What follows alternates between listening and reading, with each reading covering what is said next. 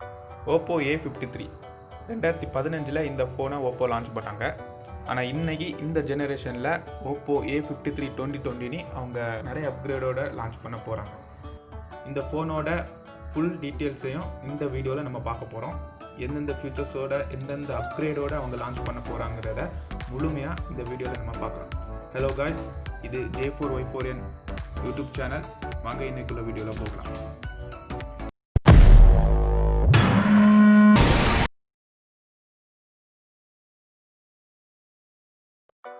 இப்போ நம்ம பில்டுக்கு வரலாம். பில்டை பற்றி பார்த்தோன்னா பின்னாடி பிளாஸ்டிக்கில் அதை பில்டு பண்ணியிருக்காங்க. அதில் ஒரு க்ளோயிங் எஃபெக்ட் கொடுத்துருக்காங்க. நம்ம லைட்லலாம் இதை வச்சு பார்த்தோன்னா அப்படியே ஒரு க்ளோ ஆகும். அதுலேயும் இல்லாமல் சைடில் ஃபுல்லாக மெட்டலில் தான் மேட் பண்ணியிருக்காங்க. அப்புறமா இந்த பட்ஜெட்டுக்கு பில்டுக்கு நம்ம எந்த குறை சொல்கிறதுக்கும் இல்லை. இப்போ நம்ம அதுக்கப்புறமா டிஸ்பிளேக்கு போகலாம். 6.5 இன்ச் HD+ டிஸ்பிளே கொடுத்துருக்காங்க. ரெசல்யூஷன் பார்த்தீங்கன்னா 720x1600 பிக்சலில் கொடுத்துருக்காங்க. 20:9 aspect ரேஷியோவில் இருக்குது இந்த டிஸ்பிளே.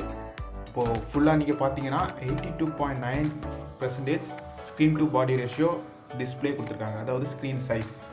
அப்படி பார்த்தீங்கன்னா இது ஒரு நல்ல டிஸ்பிளேன்னு கூட சொல்லலாம். அதுலேயே ரொம்ப முக்கியமான ஃபீச்சர் என்னென்னா இதில் 90 Hz ரெஃப்ரெஷ் ரேட் கொடுத்துருக்காங்க. அது ரொம்பவே வரவேற்கத்தக்க விஷயம்தான். இது என்ன பேனல்னா IPS LCD பேனல் கொடுத்துருக்காங்க. நம்ம லீக்ஸ் வச்சு பார்க்கும்போது டிஸ்பிளே நல்லா தான் இருக்குது. அதுவும் 90 Hz கொடுத்துருக்கிறது ரொம்பவே நல்லா இருக்குது. அப்போது அவங்க எந்த விலைக்கு இதை லான்ச் பண்ண போகிறாங்கன்றது பார்த்தா தான் தெரியும். இப்போ நம்ம பேட்டரிக்கு வரலாம்.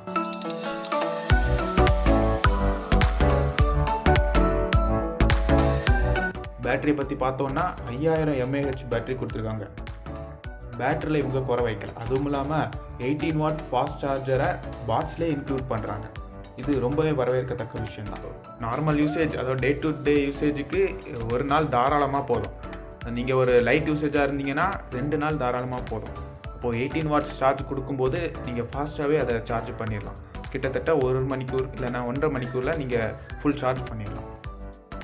அதுக்கப்புறமா ரொம்ப இம்பார்ட்டண்டான செக்மெண்ட் வரும் ப்ராசஸர் என்ன கொடுத்துருக்காங்கன்னா, லீக்ஸை வச்சு பார்க்கும்போது Snapdragon 460 கொடுத்துருக்காங்க. லீக்ஸ் தான், ஆனால் மேக்ஸிமம் நிறைய இடத்துல கன்ஃபார்ம் பண்ணிட்டாங்க.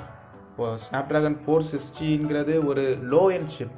அது இந்த ஃபோனுக்கு இது கொடுக்குறாங்கன்னா அது ரொம்பவே மோசமான விஷயந்தான். ஏன்னா நீங்கள் ஒரு பெரிய மல்டி டாஸ்கிங் யூஸராக இருந்தீங்கன்னா ரொம்பவே கஷ்டம். பெரிய பெரிய கேம்ஸ் எல்லாமே நம்ம யூஸ் பண்ண முடியாது. ஒரு லைட் கேம்ஸ் வேணால் இதை பற்றி யூஸ் பண்ணலாம். மற்றபடி இது ஒரு லோ எண்ட் சிப் செட் தான். சரி, இப்போ நம்ம கேமராவுக்கு போகலாம். கேமரா பற்றி பார்த்தோன்னா பின்னாடி 3 கேமரா கொடுத்துருக்காங்க. முதல்ல 13 MP பிரைமரி கேமரா கொடுத்துருக்காங்க. ரெண்டாவதாக 2 MP மேக்ரோ லென்ஸ் அண்ட் அடுத்ததாக 2 MP டெப்த் சென்சார் கொடுத்துருக்காங்க. கூடவே ஒரு ஃப்ளாஷும் கொடுத்துருக்காங்க, LED ஃப்ளாஷ். அதுவும் இல்லாமல் ஆட்டோ ஃபோக்கஸ் சப்போர்ட்டும் இருக்குதுன்னு சொல்கிறாங்க.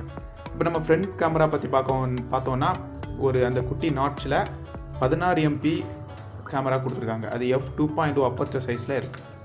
அப்போது கேமரா பற்றி பார்த்தோன்னா ஒரு நல்ல கேமரான்னு சொல்லலாம் இந்த பட்ஜெட் ரேஞ்சு. இப்போ நம்ம பட்ஜெட்டை லாஸ்ட் பார்க்கலாம்.